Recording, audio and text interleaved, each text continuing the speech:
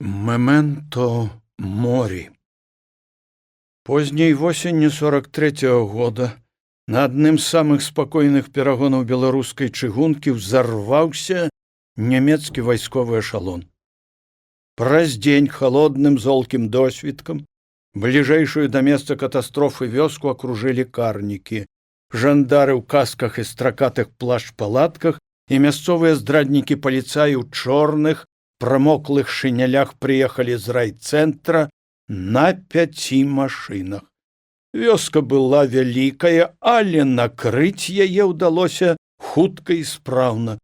Як высветлілася значна пазней, уцалела толькі двое. Хлапчук, які выпаў з баразной у загуменныя кусты, і дзед, што якраз заначаваў сваяка на дальнім хутары.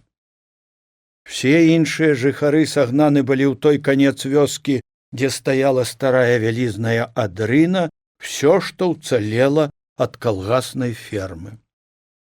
Зондерфюрер, начальнік экспедыцыі, разважыў, што прымусіць бандытаў капаць сабе яму — доўгая гісторыя.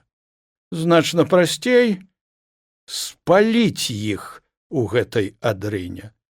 Пакуль яго падначаленыя заганялі вёску у трое шырокіх варот драўнянай будыніны, ён стаяў трохі збоку на ўзгорачку і непрыемна моршчыўся ад дзікага крыку і плачу.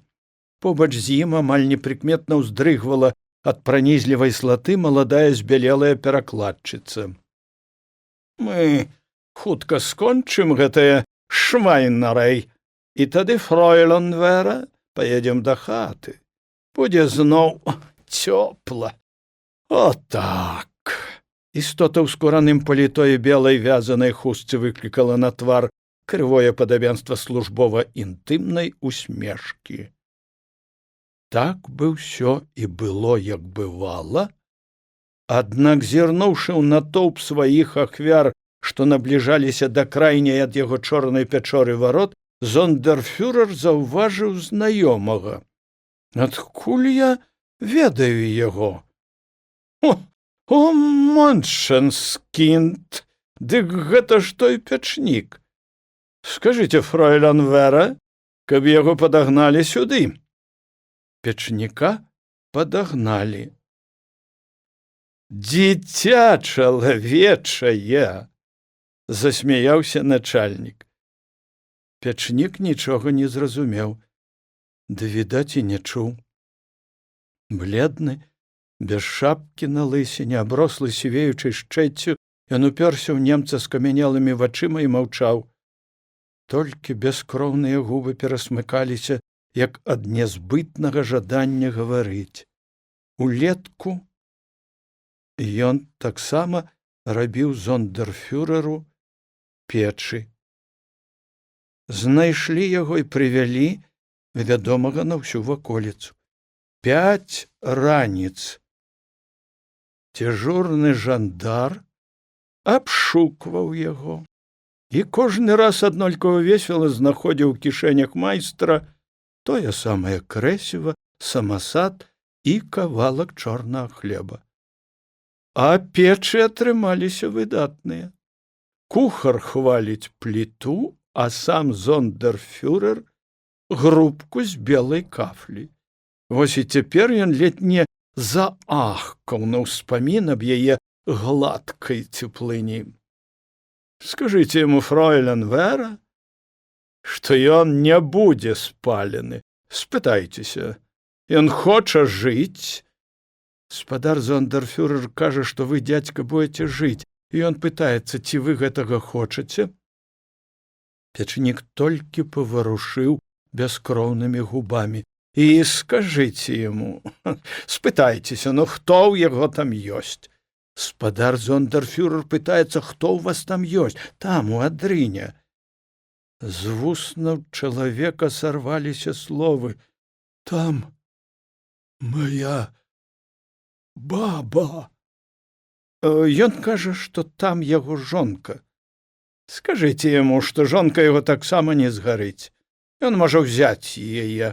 Спадар зондерфюрер кажа, што фрау, што жонку сваю вы можаце забраць.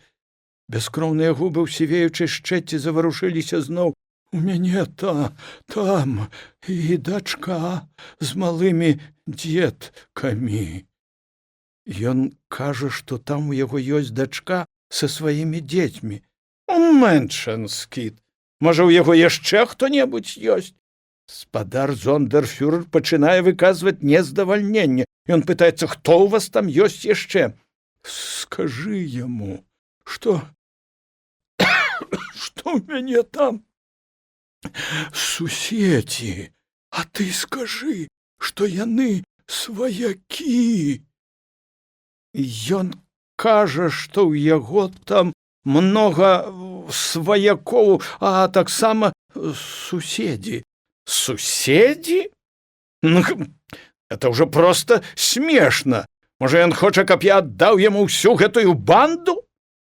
Спытайцеся ў яго апошні раз, чаго ён хоча, вар'ят. Спадар зондерфюрер пачынае злаваць. Вы, дзядзька, не дурыцеся. Калі хочаце жыць, зараз адрыну падпаліць. Ён кажа, што вы, мусіць, хацелі б забраць адтуль усю банду. Пад чорнай навіссю броваў ажылі нарэшце вочы. Губы зусім перасталі дрыжаць, нібыта не сваю незвычайным жэстам печнік узняў галаву. А ён што думаў? І ўсіх добрых людзей. Можа, ён ім раўня, гэты твой гаспадар? Або ты, можа? Тьфу! Чалавек плюнуў пад ногі, тады павярнуўся і ўжо не тым няпэўным крокам, як сюды, пайшоў да варот адрыны. Быў нейкі момант разгубленасці. А потым зондерфюрер сарваў з правай рукі мокрую скураную пальчатку, адшпіліў кабуру, выхапіў пісталет і прыцэліўся. У жудасным ляманце стрэл амаль не пачуўся, але печнік упаў. Ён яшчэ ўздрыгваў, калі яго паднялі і кінулі цераз парог пад ногі з бою аднавяскоўцаў. Тады вароты назаўсёды зачыніліся. І ён згарэў. Адзін, хто мог бы ў той дзень не згарэць. І ён жыве.